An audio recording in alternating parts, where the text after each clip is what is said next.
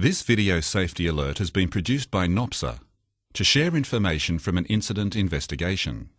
This alert is about a very simple and routine lifting operation, and whilst not identifying all of the factors involved, it strives to illustrate how dangerous routine lifting operations can be, as it almost killed a man.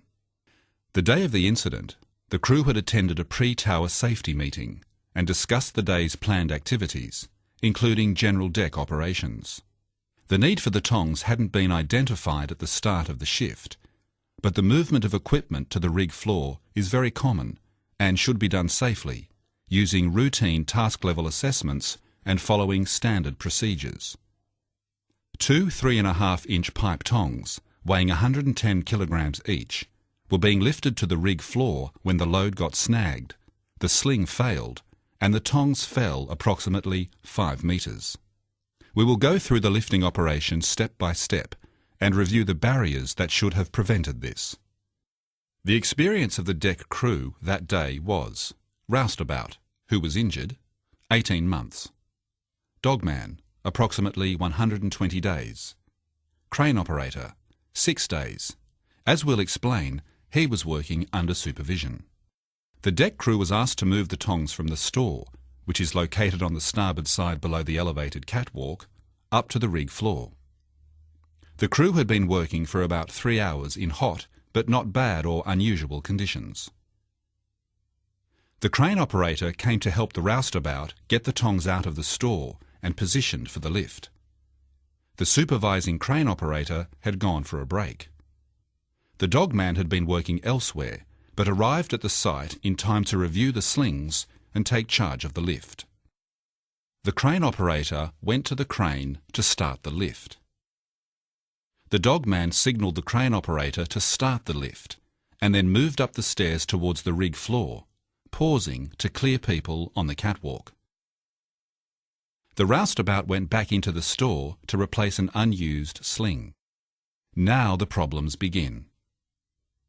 The crane operator is working unsupervised. The dogman has not stood to one side to oversee the lift, and there is no clear agreement on who should be where during the lift. The roustabout moves up the stairs to help strap pipe on the catwalk. It is not clear if anyone saw him entering the danger zone, but clearly neither the dogman nor the crane operator realised what he was doing. By not looking up, the roustabout had put himself in serious danger. This sort of exposure can happen very easily and quickly. As the crane operator was moving the load towards the rig floor, he noticed the load starting to swing. He attempted to chase the load by moving the boom towards the rig floor, and the load snagged on a handrail. The crane operator was continuing to come up on the load, and the roustabout was continuing to come up the stairs. The sling parted. The tongs fell, luckily one on either side of the roustabout. The lower one fell to the bottom of the stairs. The one that fell above the roustabout fell down the stairs and knocked the roustabout from his feet. This routine operation was carried out in daylight by a relatively experienced crew. A number of significant controls failed to protect the roustabout, such as the level of supervision, task-level planning and risk assessment, personal awareness, knowledge and use of the safety management system, experience of the personnel involved. Safety management systems are designed to avoid the need to rely on the less effective controls. PPE would have been of no use here, but the administrative and procedural controls are also relatively weak. That is why it is important to ensure they are working effectively. This reduces the number of gaps in the defences and should ensure safe and consistent operations offshore, avoiding the potential fatalities still happening offshore today.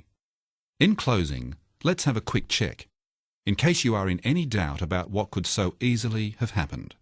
This chart shows the combinations of height and mass, or weight, that are likely to kill you when a dropped object falls on you. From a height of 4 metres, a weight as small as 3 kilos can be fatal. In this case, we are talking about 2 objects, each weighing 110 kilograms.